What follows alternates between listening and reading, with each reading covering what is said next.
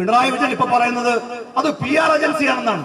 ഇത്രയും കാലം പിണറായി വിജയൻ പറഞ്ഞത് എനിക്കൊരു PR ഏജൻസി ഇല്ല എന്നാണ്. നമ്മളൊക്കെ വിചാരിച്ചത് എന്താണ്? പിണറായി വിജയനെ ഒരു PR ഏജൻസി സമീപിച്ചാൽ ആ PR ഏജൻസിയോട് കണക്ക് പുറത്ത് എന്ന് പറയാനുള്ള ആർജവം കേരളത്തിലെ മുഖ്യമന്ത്രി കാണിക്കുന്നല്ലേ?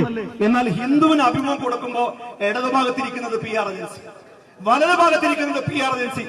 PR ഏജൻസിയുടെ നടുക്കിരുന്ന് അഭിമുഖം കൊടുക്കേണ്ട ഗതികേടിലേക്ക് കേരളത്തിലെ മുഖ്യമന്ത്രി മാറി. ഈ PR ഏജൻസിയെ നിയോഗിച്ചതാരാ? അത് RSS ആണ് നിയോഗിച്ചത്. കേരളത്തിൽ ഏത് തന്ത്രം ഉപയോഗിക്കണം? ഭൂരിപക്ഷ വർഗീയതയെ പ്രോത്സാഹിപ്പിക്കണോ? ന്യൂനപക്ഷ വർഗീയതയെ പ്രോത്സാഹിപ്പിക്കണോ? ന്യൂനപക്ഷങ്ങൾക്കെതിരായി സംസാരിക്കണോ? ശബരിമലയിൽ വിവാദമുണ്ടാക്കണോ? പൂരം കിടക്കണോ? ഇതൊക്കെ തീരുമാനിക്കുന്ന ആരാ? PR agency. PR ഏജൻസി പറഞ്ഞു കൊടുക്കുന്നതനുസരിച്ച് ഇതെല്ലാം ചെയ്യുന്ന മുഖ്യമന്ത്രിയാണ്. ആർക്ക് വേണ്ടി അത് ചെയ്യുന്നത്? RSSന് വേണ്ടി. ഇപ്പൊ മലപ്പുറം ജില്ലക്കെതിരായി പ്രസ്താവന നടത്തണം, മലപ്പുറം ജില്ലയിലെ ന്യൂനപക്ഷങ്ങളെ തീവ്രവാദ ചാപ്പ കുത്തണം. ഇത് പറയുന്നത് ആരാണ്? PR agency.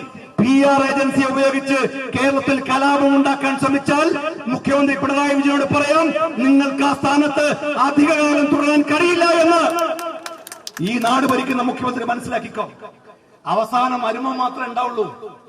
മരുമകനാണ് ഇപ്പൊ സംരക്ഷിക്കാൻ വേണ്ടി വരുന്നത്. മരുമകനല്ലാതെ വേറെ മന്ത്രിമാർ മര്യാദക്ക് വായ തുറക്കുന്നുണ്ടോ? ഒരൊറ്റ മന്ത്രിയും വായ തുറക്കില്ല. അങ്ങനെ മരുമകനും മകളുമായി ഈ നാട് ഭരിച്ച് അധികകാലം മുമ്പോട്ട് പോകാമെന്ന് കേരളത്തിലെ മുഖ്യമന്ത്രി കരുതേണ്ടതില്ല. ഞങ്ങള് ഈ സമരം നിരന്തരമായി സമരവുമായി മുന്നോട്ട് പോവുകയാണ്. ഞങ്ങൾ സംസ്ഥാനത്തെ മുഴുവൻ പോലീസ് സ്റ്റേഷനിലേക്ക് മാർച്ച് നടത്തി, ക്ലിഫ് ഹൗസിലേക്ക് മാർച്ച് നടത്തി. ഇപ്പൊ ഞങ്ങള് ജില്ലാ പോലീസ് ആസ്ഥാനങ്ങളിലേക്കാണ് മാർച്ച്. 8-ാം തീയതി നിയമസഭ സമ്മേളിക്കുമ്പോ ഞങ്ങൾ നിയമസഭയിലേക്ക് കൂടി ഒരു വരവ് വരുന്നുണ്ട്.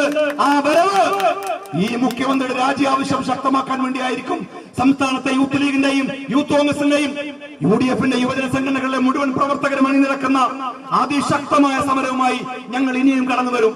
ഇവിടെ ഈ ബാരിക്കേഡിന്റെ പുറകിൽ നിൽക്കുന്ന പോലീസുകാർ ഒരു കാര്യം മനസ്സിലാക്കിക്കോ.